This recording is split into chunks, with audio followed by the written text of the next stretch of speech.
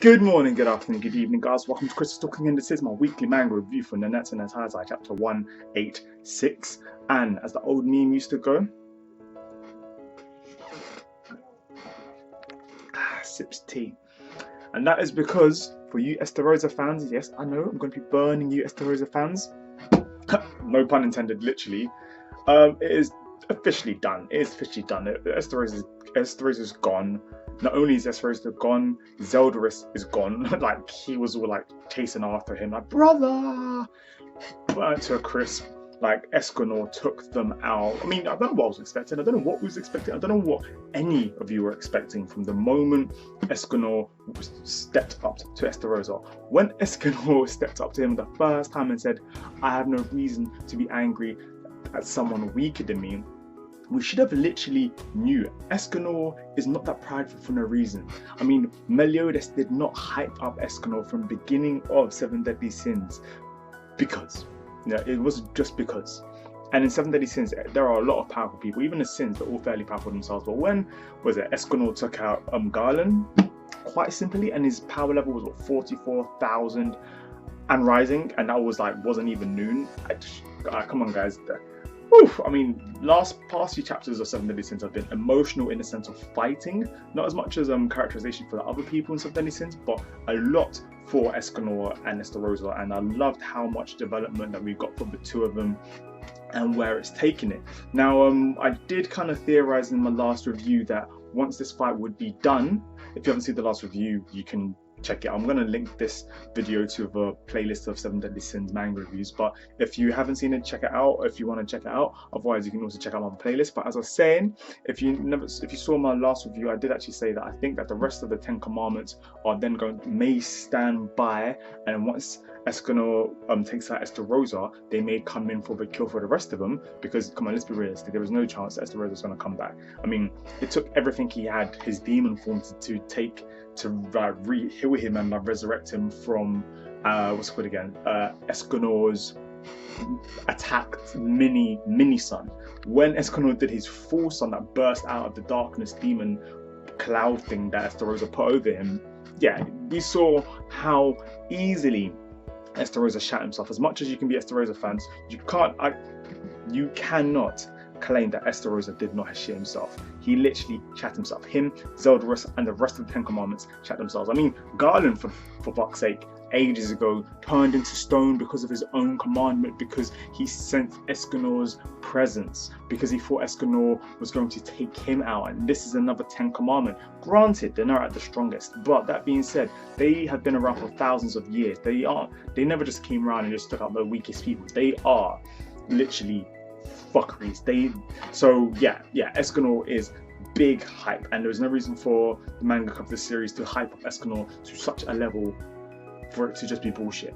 So we saw Zeldris be taken out. We saw Escanor take out Estarossa as well from one hit, two birds, one stone, one sun nuke, one. You know what? Praise the sun. That's all we can say, guys. Praise the sun, because Escanor went fucking in. I mean, I went on a little hype for 3 minutes, 37 seconds about Escanor. Fucking hell. But yeah, so that was that. One thing that was really good about the chapter is that we also got to have a lot more characterization and plot progression with Seven Deadly Sins with the rest of the characters. We got to see a few clips of Ban. Ban wasn't speaking much, but we got to see him. We got to see some conversation between Hauser and Gil Thunder. Hauser mentioned, you know what, there's no point of us being here, we should leave. And then he ended up squaring off against Gil Thunder, and Gil Thunder was like, what, are you going to be a pussy? Why are you going to leave? We should be here. But then Hauser's like, no, like, there's no point of us being here, considering our armors are worthless when we can go protect the king and queen elsewhere. So for a moment I was like, what? This is like some mini civil rivalry. It was kind of weird seeing them two go against each other, kind of squaring off against each other and telling each other how they thought. So that was pretty cool. It's good to see a bit more than just friendship between them all the time. But yeah, the rest of the 10 commandments came. Is it Scylla? I'm not too sure. The girl with the one who eats souls, she was like, look, I'm here. Do you know what? I need to learn the two names, but basically her and another one of the 10 commandments, like, they were ready to take out everyone else, because they're like, you know what, okay, cool, Estarossa's gone, Zeldris is gone, but we can't sense their we can't sense their magical power, but we might as well take out the rest. We might as well take out the rest. Like, they're still weak anyway. And then we get to see, who is it again? We got to see the Holy Knight of that city, and his name's Denzel. Yeah, Denzel. We got to see Denzel come through, old man Denzel, who we saw a while back, a few chapters ago, and we could tell just from his presence and how he was in the manga that he was going to be fairly powerful. He stepped forward, and then he ended up saying, "Don't worry, I will take out you guys." And then he said to his sins and everybody else, "Go guys, go protect the king and queen. I will take out these demons." And whoa, okay, the soul eating bitch, demon bitch, she was not having it at all. She was like, "I'm sorry, what?" Straight up, demon fired her arm, and she was like, "What, you think you can take us out, considering that you couldn't even take out a couple of red demons?" Cool. And then Denzel says, "It's not me who'll be taking you out." And I was like, wait, it's not me who'll be taking you out? Who's gonna be taking you out? And then he ends up cutting his arm, making a big ass circle and doing some summoning thing, and then a huge big blue bitch just appears out of nowhere. Out of nowhere, just huge. And I was like, is this a goddess kind of thing? Hold tight, next page. Goddess clan, well, a lady's a goddess clan. We don't even really get a name, but what we do get is that she's a goddess, and I'm really interested to see where this is going to go. So the next chapter, we're going to have a goddess versus the demon. The soul eating bitch, she's like, "I will take out Denzel and her."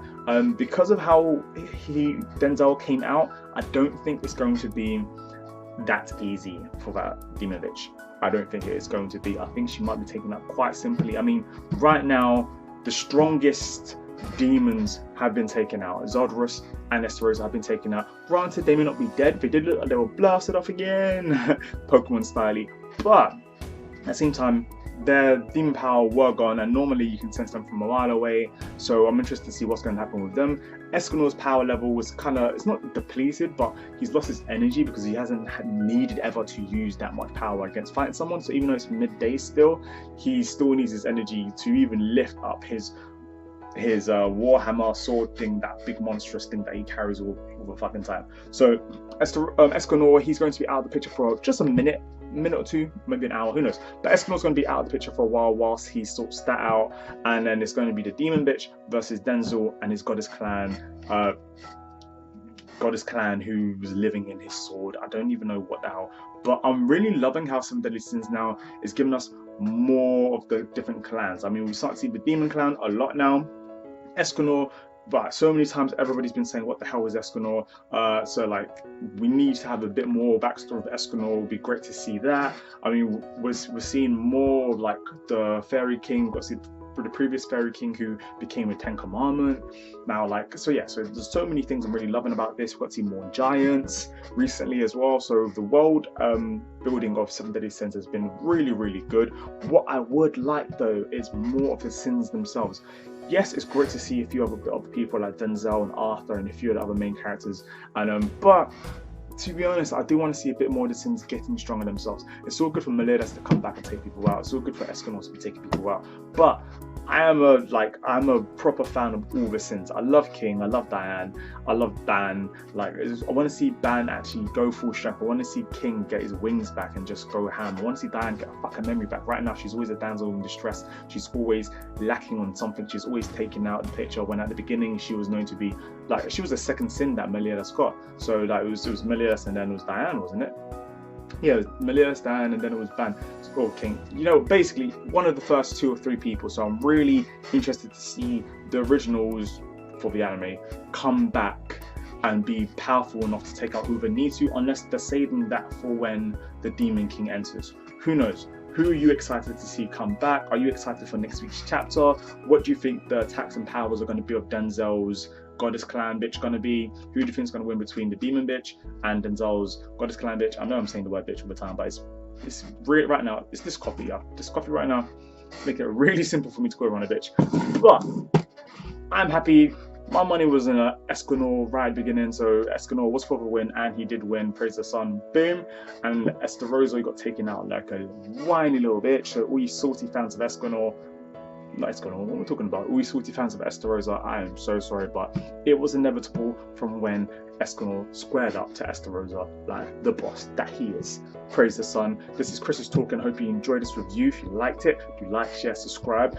Definitely subscribe for the playlist, because I will review 7 Deadly Sins. Oh, I had a little brain fart right then. I will review 7 Deadly Sins every single Monday, whether it's in my little place right here, my setup, or if I'm on my lunch break or outside. But every Monday, 7 Deadly Sins. Subscribe for my Mob Psycho 100 review later, and in the next moment or so, I'm also going to be reviewing Dragon Ball Super that happened yesterday, but I needed to just review this one right now because I just read this chapter. But yeah, hope you guys enjoyed. Don't forget to subscribe. Chris is talking. Peace.